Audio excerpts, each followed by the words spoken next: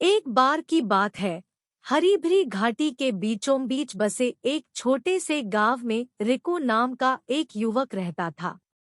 रिको हर स्थिति का सकारात्मक पक्ष देखने की अपनी असाधारण क्षमता के लिए पूरे गांव में जाना जाता था।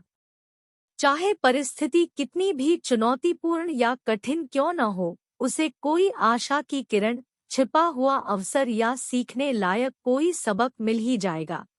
कृपया पूरा वीडियो देखें और हमारे चैनल को सब्सक्राइब करना न भूलें। उनका आशावाद संक्रामक था और ग्रामीणों द्वारा उनके जीवन में लाई गई रोशनी के लिए उनका बहुत सम्मान किया जाता था। अपने अनूठे उपहार के लिए रिको की प्रतिष्ठा दूर दूर तक पहुंची, जिसने एक प्रसिद्ध ज़ेन गुरु की जिज्ञासा को आकर्षित किया जो एक एकांत पहाड़ पर रहते थे। ज़ेन मास्टर, जिन्हें मास्टर होशिन के नाम से जाना जाता है, अपनी बुद्धि और लोगों के दिमाग और आत्माओं को देखने की क्षमता के लिए प्रसिद्ध थे। उसने अपनी ताकत के स्रोत को समझने के लिए गांव का दौरा करने और रिको से मिलने का फैसला किया। जैसे ही मास्टर होशिन गांव में पहुंचे, ग्रामीणों ने रिको और उसकी कमजोरियों को ताकत में बदलने की क्षमता की बहुत प्रशंसा की। मास्टर होशिन ने रिको को पाया, जो एक छोटे से खेत में काम करके अपने परिवार के लिए फसल उगा रहा था। रिको ने गर्मजोशी और स्वागत भरी मुस्कान के साथ ज़ेन मास्टर का अभिवादन किया और उन्हें पास के एक पेड़ की छाया में बैठने के लिए आमंत्रित किया।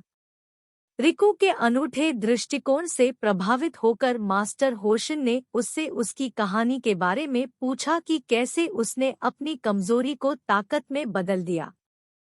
रिको अभी भी मुस्कुरा रहा था, अपनी कहानी बताने लगा। कई साल पहले मैं उतना आशावादी नहीं था जैसा आप आज देखते हैं। वास्तव में मैं एक निराशावादी था।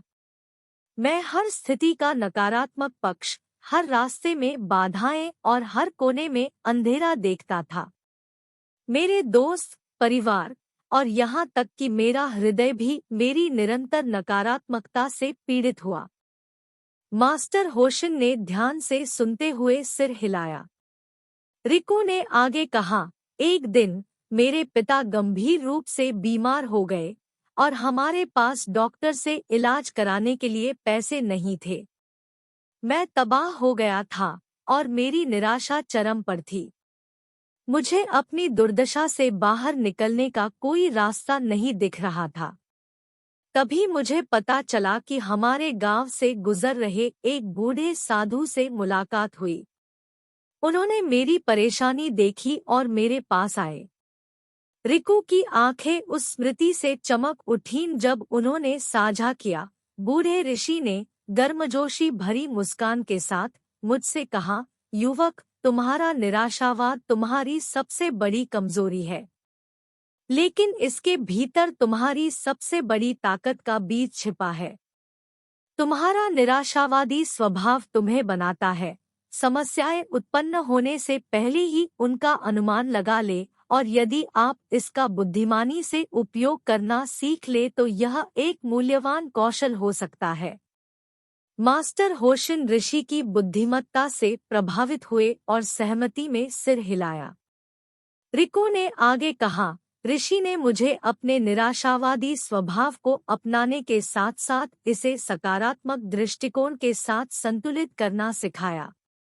उन्होंने कहा, जब भी आप कोई समस्या देखें तो समाधान भी खोजें। जब भी आपको कोई बाधा दिखे तो उसके आसपास रास्ता तलाशें। आपका निराशावाद आपको चुनौतियों का अनुमान लगाने और उनके लिए तैयारी करने में मार्गदर्शन कर सकता है, जिससे आप लचीला और साधन संपन्न बन जाएंगे। पुराने ऋषि की शिक्षाओं को याद करते हुए रिको की आवाज कृतज्ञता से भर गई। उस दिन से मैंने अपनी कमजोरी को ताकत में बदलना शुरू कर दिया। मैंने समस्याओं को देखने की अपनी प्रवृत्ति को नहीं छोड़ा, इसके बजाय मैंने समाधान खोजने की आदत विकसित की। मैंने कठिनाइयों की अपनी प्रत्याशा का उपयोग उनके लिए पहले से तैयारी करने में किया और ऐसा करने से मैं अपने परिवार और अपने समुदाय के लिए ताकत और समर्थन का स्रोत बन गया। मास्टर होशिन मुस्कुराए और सिर हिलाया। रिको, तुमने वास्तव में अपनी कमजोरी को ताकत में बदल दिया है। हर चुनौती में क्षमता देखने और सर्वश्रेष्ठ की उम्मीद करते हुए सबसे बुरे के लिए तैयार होने की आपकी क्षमता आपके आसपास के लोगों के लिए एक उपहार है। आप हम सभी के लिए एक प्रेरणा है। रिको ने नम्रता से सिर झुका लिया। मैं पुराने ऋषि के ज्ञान और सीखने और बढ़ने के अवसर के लिए आभारी हूँ। यह एक निरंतर यात्रा है, लेकिन इसने मेरे जीवन को और अधिक सार्थक बना दिया है और मैं अपना दृष्टिकोण दूसरों के साथ साझा करने में खुश हूँ। मास्टर होशिन और रिको ने बाकी दिन बातचीत में बिताया और ज़ेन मास्टर ने उस युवक की बुद्धिमत्ता की प्रशंसा से भरे दिल के साथ गाँव छोड़ दिया। रिको ने अपने अनूठे तरीके से प्रदर्शित किया था कि हमारी कमजोरियां हमारी सबसे बड़ी शिक्षक और ताकत का स्रोत हो सकती है, यदि हम उन्हें स्वीकार करने और सही दृष्टिकोण के साथ उन्हें बदलने के इच्छुक हैं। उनकी कहानी घाटी में एक किंवदंती बन गई, जिसने आने वाली पीढ़ियों को अपनी कमजोरियों के भीतर ताकत खोजने के लिए प्रेरित किया। एक बार की बात है, प्राचीन जापान की पहाड़ियों के बीच बसे एक छोटे से गांव में सेंसेई कोजी नाम के एक बुद्धिमान और श्रद्धेय ज़ेन गुरु रहते थे। सेंसेई कोजी अपनी बुद्धिमत्ता, अपनी अंतर्दृष्टि और उनसे मार्गदर्शन चाहने वालों के विचारों और भावनाओं को समझने की उनकी क्षमता के लिए दूर दूर तक जाने जाते थे।